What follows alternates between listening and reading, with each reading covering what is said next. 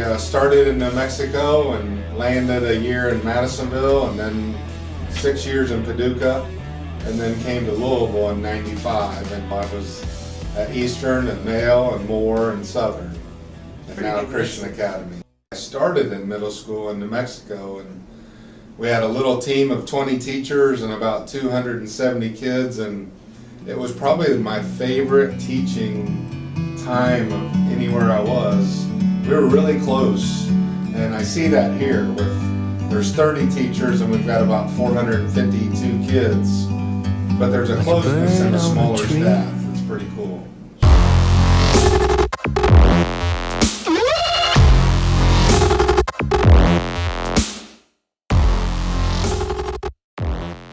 Good morning. Today we have with us Bryce Hibbard, who was instrumental with our Southern High School branch, as he was the principal at Southern High School previously, and is now just recently started as the Cal Middle School principal. So we're very excited to have him and to just hear about all of his plans moving forward. The deal with Class Act and Southern really started with me being competitive, and Tom Annison coming and saying, hey, you know, we were a business information technology school, and so was DOS. Well, when I started at Southern, DOS had a Class Act branch in the school. And so Tom came over and talked to me, and I wanted that opportunity for our kids. If DOS can have it, if DOS can have it, I want it better at Southern for our kids. And so in the 90s, they had built this auto wing and had this great auto repair and collision going on for kids. But there was this glass showroom that they had built in the front, and the idea was that kids would learn how to do car insurance and car sales, and so it was a nice little glassed front to the school. But when I got there, it was full of auto junk, just stuff. And so then when Tom came and talked to me, we talked about that space. Well, as soon as I told the teachers I wanted that space, then they said, oh, we use it. In the first 3 months, I'd never seen a kid in there, but all of a sudden, we use it all the time. So unfortunately, I was principal, so I got to make those kind of decisions, and so we cleaned it out, and through a lot of conversations with Class Act, knew that was going to be a huge feather in our cap to have that opportunity for kids to have, you know, kind of this in-school training and this real school-based work to do as part of their curriculum.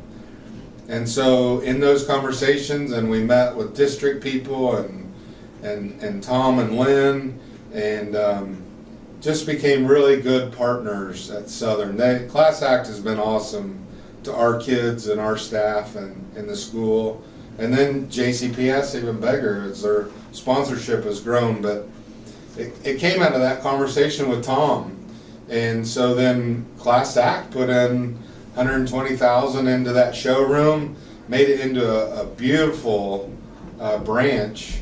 We got a buzzer put in where, you know, the thing that we had over DOS was that the community could actually use it. So teachers that were driving to other schools that couldn't get to the Fern Valley because it wasn't open till 9:30 or so, well, we would open at 8.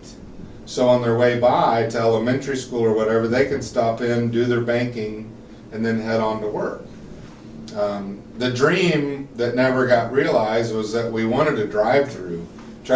I was always trying to think of ways to get our kids more experience, because then they would be a better employee at Class Act when they finished. And we actually have several kids that are working at Class Act.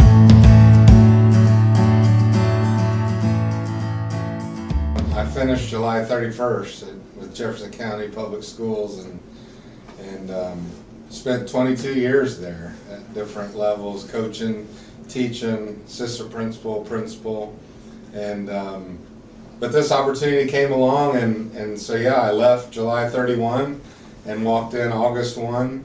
I wanted to be here when the teachers started and all those kind of things start to get my feet on the ground.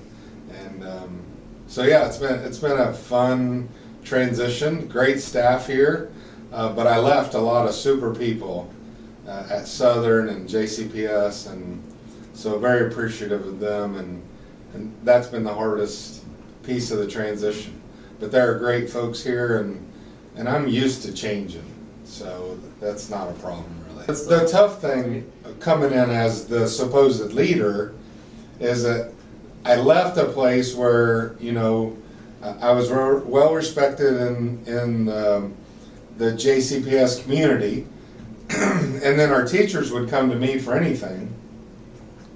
But here, like the first couple of days, people are having conversations and I'm there, but they're having them around me because I don't have any answers. And at one point I said, well, look, I don't have the answer now, but next year I promise I'll be able to join in.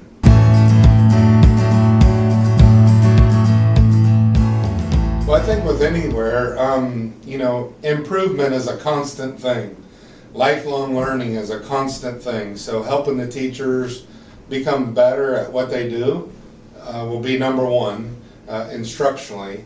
The cool thing for me is getting to share my faith on a daily basis. And you know, my first day with kids here, one teacher in particular saw that I was struggling a little bit, could see it on my face, pulled me in and said, hey, let me pray for you. You know, the second day I was here, I wanted the kids to hear my voice on the intercom, and so, you know, I got to pray with the whole school on the intercom, which are things that I would have loved to have done at Southern because that's who I am, but of course in a public school, that's a no-no.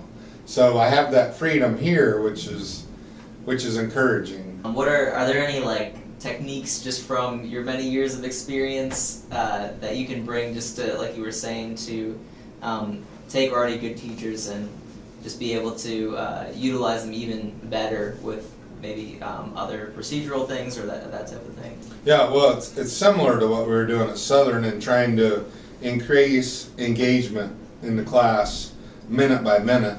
The same thing is true here. Kids are kids.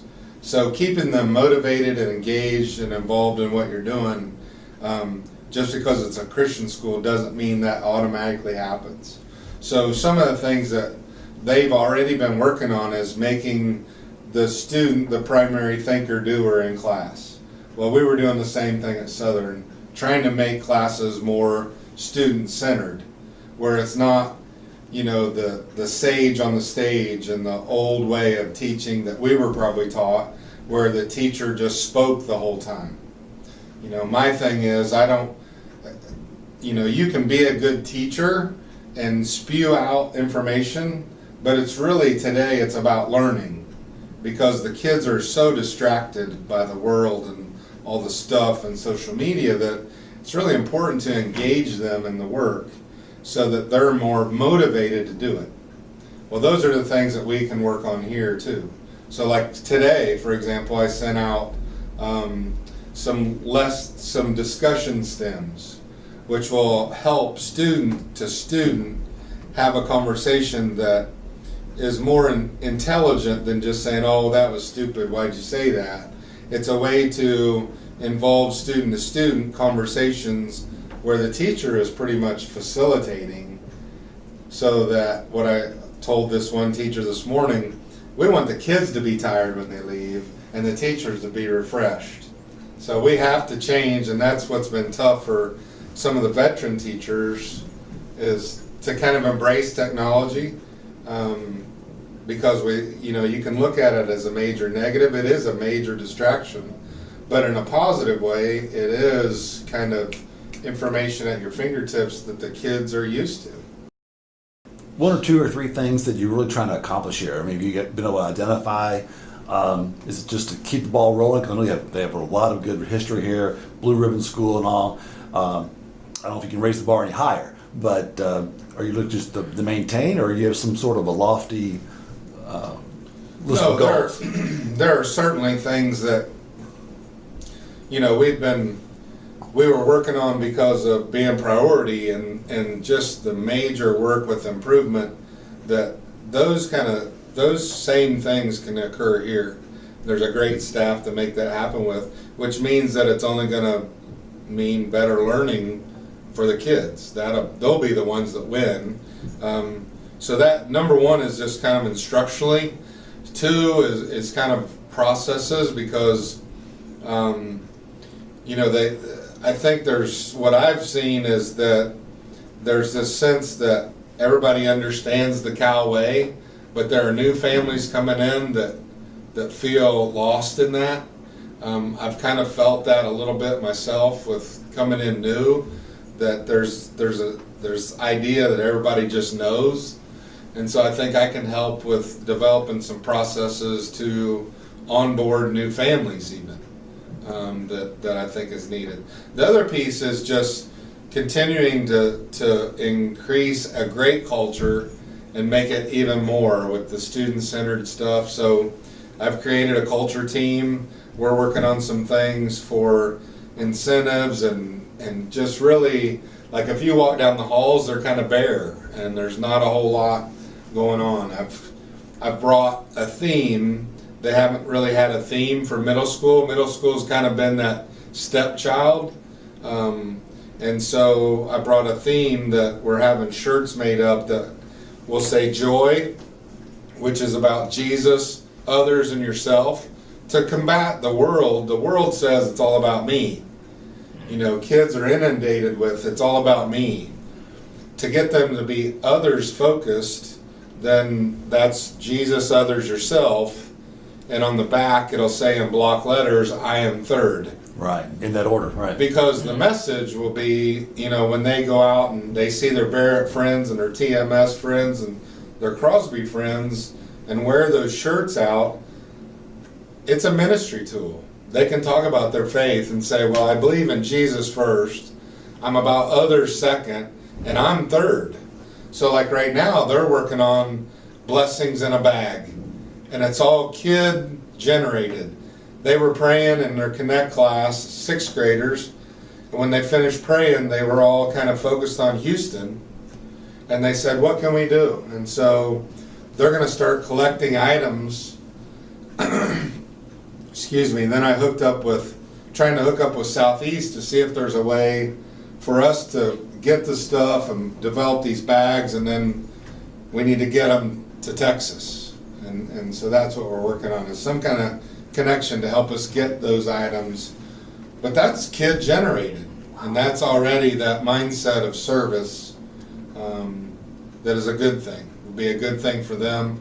Great way for them to become as adults, to keep that in mind. Our goal is for these kids to develop and have a firm foundation both spiritually and academically, so that then they're ready for high school and beyond, whatever they want to do, be successful.